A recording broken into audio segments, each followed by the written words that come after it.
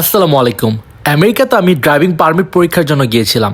অনেক দিনের অপেক্ষা আর প্রস্তুতির পর অবশ্যই পরীক্ষাটা দিতে পারলাম, কিন্তু পরীক্ষা দিতে গিয়ে আমাকে বেশ কিছু ঝামেলার মুখোমুখি হতে হয়েছে, যেটা আমি আজকে আপনাদের সাথে শেয়ার করতে চাই। তো hello dear subscriber, welcome to another blog. তো গাইস, আজকে আমরা খুব সকাল সকাল উঠে যাই, কারণ আপনারা ইতিমধ্যেই জেনে গিয়েছেন আমি আজকে পারমিট পরীক্ষা দেওয়ার জন্য ডিএমভি অফিসে যাব। তো আমি আমেরিকাতে এসেছিলাম ডিসেম্বর মাসে কোনো পড়াশোনাই করিনি। জানুয়ারি থেকে আমি পড়াশোনা স্টার্ট করেছিলাম পারমিট পরীক্ষা দেওয়ার জন্য। তো মোটামুটি ভালো একটা প্রিপারেশন নিয়ে আজকে যাচ্ছি। আর আজকে সকালটা দেখুন, অনেক ঠান্ডা, গাড়িগুলোর উপরে একদম আইস হয়ে গিয়েছে। তো ইউসুফ ভাই ক্লিন করতেছে। আজকের সকালটা একটু বেশি সুন্দর অন্যান্য সকালের তুলনায়, কারণ আজকের দিনে কুয়াশা পড়েছে। আমেরিকা আসার পর আমি ফার্স্ট আজকেই কুয়াশা দেখলাম। তো আজকের কুয়াশাগুলো একটু অদ্ভুত টাইপের ছিল, কারণ আমি যখন একটু সামনে আগাচ্ছিলাম দেখি কুয়াশা নাই, আবার একটু পরে দেখি আবার অনেক কুয়াশা। এই দেখুন, সবাই কাজে যাওয়ার জন্য গাড়ি নিয়ে ছুটছে। হ্যাঁ, আমেরিকাতে হয়তো বা অনেক সুযোগ সুবিধা, অনেক সুন্দর, কিন্তু ভাই এখানে কাজ না করলে কোনো লাভই নাই। তাই তো সবাই এত সকাল সকাল উঠেই যে যার কাজে চলে যাচ্ছে।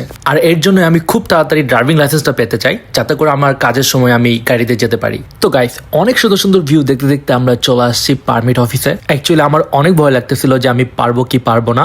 আপনাদেরকে একটু জানিয়ে রাখি, এই টেস্টটা কম্পিউটারে দিতে হয়। 40টা কোশ্চেন থাকবে, এর ভিতরে 33টা হতেই হবে, আদারওয়াইজ আপনি পাসই করতে পারবেন না। আর এই কোশ্চেনগুলো সাধারণত রোডের সব নিয়ম কানুন, গাড়ি চালানোর সময় আপনাকে কি করতে হবে কি করতে হবে না, ডানে যাবেন নাকি বামে যাবেন, নাকি রেড লাইটে কি হবে, গ্রিন লাইটে কি হবে, এইসবই। যদিও মনে হয় অনেক ইজি, বাট এটা আসলে অনেক হার্ড। তো আজকে আমাদের কোনো অ্যাপয়েন্টমেন্ট ছিল না, জাস্ট ওয়াক ইনে গিয়েছি, এর জন্য আমরা এত সকালে উঠে গিয়েছিলাম। তো ফাইনালি আমি আমার এক্সাম হলে পৌঁছে যাই, আর 1 ঘন্টা আমি পরীক্ষা দেই। আলহামদুলিল্লাহ, আমি পারমিট টেস্টে পাস করেছি। কিন্তু বিপত্তিটা বাদে পাস করার পর, তো আমি যখন আমার সব ইনফরমেশন নিয়ে অফিসে যাই, সেখানেই সমস্যাটা শুরু হয়। কারণ সমস্যাটা ছিল আমার নামের মাঝে স্পেস নিয়ে। সোশ্যাল সিকিউরিটি অফিসে আমি যখন আমার নামটা দিয়েছিলাম, তখন তারা ভুলক্রমে আমার নামটাকে স্পেস না দিয়েই একত্রে করে ফেলেছিল। সো পারমিট অফিসে যদি নাম ক্লিয়ার না হয়, তাহলে তারা আমাকে পারমিটে দিবে না। তো এর জন্য আমাকে অফিস থেকে বলা হয়েছে আগে আমার নামটা ক্লিয়ার করতে হবে, তারপর এই অফিসে আবার আসতে হবে, তারপর তারা আমাকে পারমিট দিবে। তো এখন সমস্যাটা হচ্ছে, সোশ্যাল সিকিউরিটি অফিসে যেতে হলে আবার অ্যাপয়েন্টমেন্ট নিতে হবে, আর এই অ্যাপয়েন্টমেন্ট আপাতত 10-15 দিন পরে পাওয়া যায়। তো যাই হোক, আমরা পারমিট অফিস থেকে বাসার উদ্দেশ্যে রওনা দিচ্ছি। এত কিছু সমস্যার পরেও মনটা অনেক খুশি খুশি লাগছিল, কারণ যেহেতু পারমিট টেস্ট অলরেডি পাস করে গিয়েছি, আমাকে যেহেতু আর এক্সাম দিতে হবে না, জাস্ট নামটা ঠিক করলেই আমার সবকিছু ওকে। তো আমরা 15 দিন পরে সোশ্যাল সিকিউরিটি অফিসের অ্যাপয়েন্টমেন্ট ডেট পেয়ে যাই। কি আর বলবো, আজকের ওয়েদারটা দেখুন, এত গরমের দিনেও আবার হঠাৎ করে বরফ পড়ে। কিন্তু কি আর করার, জানেনই তো 10-15 দিন পর আমরা অ্যাপয়েন্টমেন্ট পেয়েছি, আজকে যেতেই হবে। তো গাড়িটার উপরে অনেকগুলো স্নো পড়েছিল, তো আমি ফার্স্টে স্নোগুলো ক্লিন করতেছিলাম। আসলে আমার বরফ অনেক ভালো লাগে, তাই মানে এত ঠান্ডাকে আমি ঠান্ডা মনে করি না। আর এই স্নোগুলা সত্যি অনেক সুন্দর। তো আপনাদের সবাইকে জানাই রাখি, সোশ্যাল সিকিউরিটি অফিস থেকে একটা সোশ্যাল সিকিউরিটি নাম্বার দেয়, যেটা দিয়ে আপনার আমেরিকাতে সব ধরনের কাজ করা হয়। লাইক আপনি যদি কোথাও আমেরিকাতে জব করতে যান, তাহলে আপনার অবশ্যই সোশ্যাল সিকিউরিটি নাম্বার থাকতে হবে।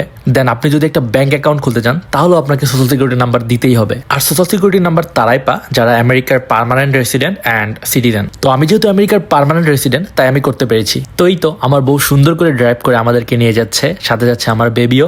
তো ফাইনালি চলে আসছি আমরা সোশ্যাল সিকিউরিটি অফিসে। আসতে আমাদের 25 মিনিটেরও বেশি সময় লেগেছে। তারপর অফিসে গিয়ে ভালোভাবে এক্সপ্লেন করার পর আমার সবকিছু ঠিকঠাক করে দেয়। তো গাইস, এখন আবার সময় হয়ে গিয়েছে বাড়ি যাওয়ার। আর বাড়ি যেতে যেতে দেখেন অনেক বরফ পড়া শুরু হয়ে গিয়েছে। তো আমার আর আনন্দের সীমা নাই, কারণ আমি বরফকে অনেক লাইক করি, আপনারা অলরেডি জানেনই। একদিকে কাজটা কমপ্লিট হলো, আবার এত সুন্দর বরফ পড়তেছে। আজকের দিনটাই মনে হচ্ছে জাস্ট আমার জন্য।